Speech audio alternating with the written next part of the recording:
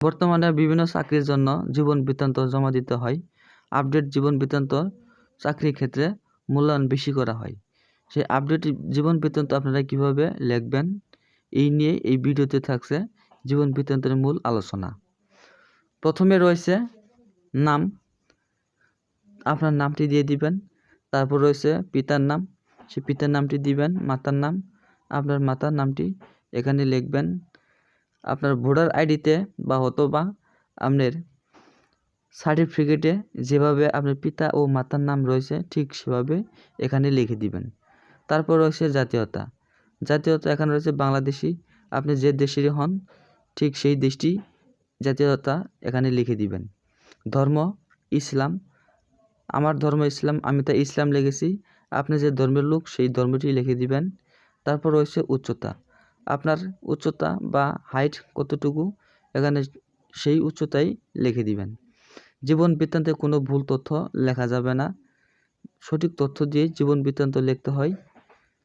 তারপর রয়েছে ওজন, ওজন আপনার ওজন যতটুকু রয়েছে ঠিক সেইটি ওজনই লিখে দিবেন। তারপর বৈবাহিক অবস্থা, আপনি যদি বিবাহিত হন বিবাহিত দিবেন, আর যদি অবিবাহিত হন অবশ্যই অবিবাহিত দিবেন। তারপর রয়েছে পরিবার সদস্য সংখ্যা, আপনার পরিবারে কতজন সদস্য রয়েছে আপনাকে নিয়ে, যতজন সদস্য রয়েছে ঠিক অতটুকু সদস্যই দিবেন, কমও দিবেন না বেশি দিবেন না। সঠিক তথ্য দেওয়া মানে আপনার জীবন বৃত্তান্ত সঠিক। তারপর রয়েছে মোবাইল নম্বর। মোবাইল নম্বর অত্যন্ত গুরুত্বপূর্ণ একটি জিনিস। আপনি এই সিভির মাধ্যমে কোনো চাকরির জন্য যদি অ্যাপ্লাই করেন তাহলে আপনার চাকরি যদি হয় তাহলে এই ফোন নাম্বার দিয়ে বা মোবাইল নাম্বার দিয়ে আপনার সাথে যোগাযোগ করবে। এমন কোনো নাম্বার দেবে না যে ফোন নাম্বার বা মোবাইল নাম্বার সবসময় বন্ধ থাকে, ও ধরনের নাম্বার সিভিতে দেওয়া যাবে না।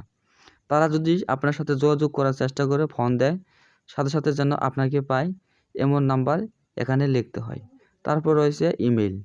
ইমেলটিও একটি গুরুত্বপূর্ণ বিষয়। যদি আপনার ইমেল থাকে তাহলে অবশ্যই ইমেলটি দিবেন। ইমেল জীবন বৃত্তান্তের একটি গুরুত্বপূর্ণ অংশ, বা জীবন পরিপূর্ণ আপডেট জীবন বৃত্তান্ত লিখতে হলে ইমেলটিও সঠিকভাবে দিতে হবে। যদি না থাকে তাহলে কি করবেন? যদি না থাকে ইমেল না দিলেও চলবে। তারপর রয়েছে বর্তমান ঠিকানা ও স্থায়ী ঠিকানা। বর্তমান ঠিকানা স্থায়ী ঠিকানা নিয়ে অনেকের মাঝে দ্বিধাদ্বন্দ্ব সৃষ্টি হয়। এখানে দ্বিধাদ্বন্দ্বের কোনো কারণ নেই। বর্তমান ঠিকানা দিবেন বা স্থায়ী ঠিকানা দিবেন। যদি আপনি বলেন যে বর্তমান ঠিকানা স্থায়ী ঠিকানা আমার কাছে সমস্যা হয়, উপরে রয়েছে যে বর্তমান ঠিকানা, এই ঠিকানা যা লিখবেন স্থায়ী ঠিকানাও তা লিখে দিবেন, এতে কোনো সমস্যা হবে না। তারপর রয়েছে শিক্ষাগত যোগ্যতা। আপনি প্রথমে শিক্ষাগত যোগ্যতা দিবেন উপর লেভেল থেকে। আপনি যদি বিএ পাস করেন, এমএ পাস করেন বা এর উপর লেখাপড়া করেন, উপর লেভেল থেকে আপনি আস্তে আস্তে নিজ দিক শিক্ষাগত যোগ্যতা দিয়ে যাবেন। এখানে রয়েছে বিশ্ববিদ্যালয় সনদপত্র ডিগ্রি। বিভাগ বিএ, বিএ পাস করছে। অনেকের এটি নিয়ে একটি ভুল ধারণা হয়, আমি করেছি ডিগ্রি তাই বিভাগ ডিগ্রি দিব, বিএ কেন? BA pass degree pass, degree pass BA pass দুটি এক জিনিস।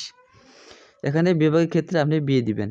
তারপরে কত পয়েন্ট নিয়ে আপনি এই ডিগ্রি পাস করেছেন, এই জিপিএ, এখানে আপনি সেই সঠিক পয়েন্টই দিবেন, কোনো ভুল, এক কথায় আপনার সার্টিফিকেটে যা লেখা রয়েছে সঠিক তথ্যটি এখানেও লিখবেন।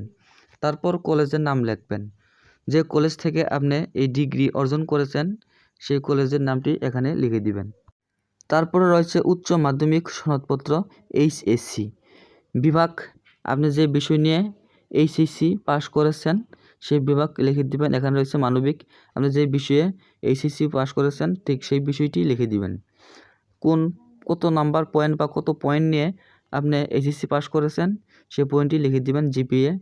তারপর আপনার কলেজের নামটি লিখে দিবেন। এখানে রয়েছে আবার একটি বিষয়ে আপনাকে ভালোভাবে বুঝিয়ে বলি, বিশ্ববিদ্যালয় সনদপত্র। এখানে যেমন রয়েছে কলেজের নাম, আপনি কলেজের নাম দিতে পারবেন বা বিশ্ববিদ্যালয় লিখে দিতে পারবেন, কারণ এখন বর্তমানে কলেজে বিশ্ববিদ্যালয় রয়েছে, মানে কলেজে যে কলেজ থেকে আপনি এইচএসসি পাস করবেন সেই কলেজে আবার ডিগ্রি করার সুযোগ রয়েছে। তাই আপনি কলেজের নাম দিতে পারবেন। সবচাইতে ভালো হয় আপনি কলেজের নামের শেষে বিশ্ববিদ্যালয়টি লিখে দিবেন, তাহলে সবচাইতে ভালো হয়। তারপর এখানেও ওই এইচএসসি ক্ষেত্রেও আপনি বিশ্ববিদ্যালয়টি লিখবেন না, সেখানে কলেজ এর নামটি লিখবেন, যেমন কলেজের নাম এটি লিখবেন। তারপর পাশের সাল, আপনি কত সালে পাস করেছেন এটি লিখবেন। ওই ডিগ্রির ক্ষেত্রেও আপনি ওই পাশের সালটি ভালোভাবে লিখে দিবেন, যে মানে কত সালে আপনি পাস করেছেন ডিগ্রি, আপনি ওই সালটি ওখানেও লিখে দিবেন। তারপর রয়েছে মাধ্যমিক সনদপত্র। এছাড়া আর রয়েছে বোর্ড, আপনি যে এইচএসসি পরীক্ষায় উত্তীর্ণ হয়েছেন কোন বোর্ডের আন্ডারে, এই বোর্ডটি লিখে দিবেন।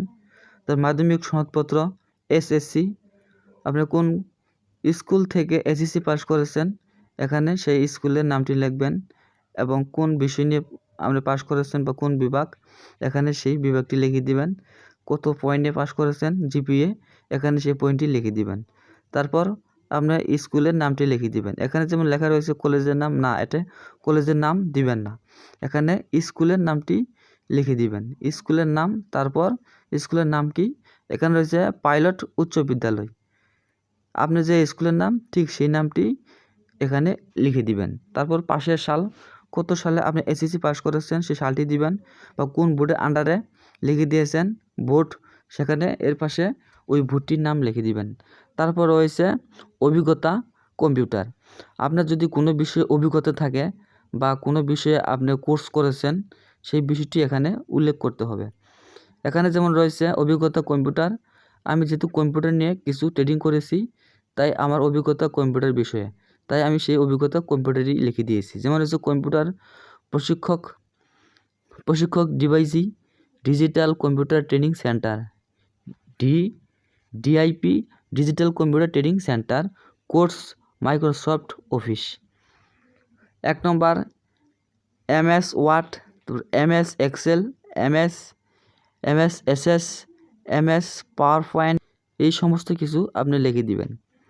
আপনার যদি কোনো বিষয়ে অভিজ্ঞতা না থাকে, অভিজ্ঞতা লেখার পর শুধু অভিজ্ঞতা লিখবেন, অভিজ্ঞতা লেখার পর নিচে লিখে দিবেন কোনো অভিজ্ঞতা নেই, এই সুন্দর করে স্টেপটি লিখে দিবেন। তাহলে আপনার একটি পরিপূর্ণ সিভি তৈরি হয়ে গেছে। তবে সিভির প্রথমে আপনাকে একটি ছবি দিতে হবে, আপনার ছবি দিলে সবসাথে আরও ভালো হয়। এই ছিল ভিডিওটি ভালো লাগলে অবশ্যই একটি লাইক দিবেন। আর আমার চ্যানেলে আপনি যদি নতুন হয়ে থাকেন, চ্যানেলটিকে সাবস্ক্রাইব করে আমার চ্যানেলে একজন সদস্য হয়ে যান। আর নতুন ভিডিও সবার আগে পাওয়ার জন্য পাশে থাকা বেল বাটনটি অল করে দিবেন। আর আপনি যদি ইংলিশতে সিভি লেখা শিখতে চান, তাহলে কমেন্টের মাধ্যমে জানিয়ে দিবেন। এছাড়া মোবাইলের মাধ্যমে আপনি যদি সিভি লিখতে চান, তাও কমেন্টের মাধ্যমে জানিয়ে দিবেন। আমি ভিডিও দেওয়ার চেষ্টা করব আপনাদেরকে, যা দেখে আপনারা শিখতে পারবেন কিভাবে মোবাইলের মাধ্যমে লিখতে হয় এবং কি ইংলিশতেও লিখতে হয়। সকলে সুস্থ থাকুন, ভালো থাকুন, ধন্যবাদ।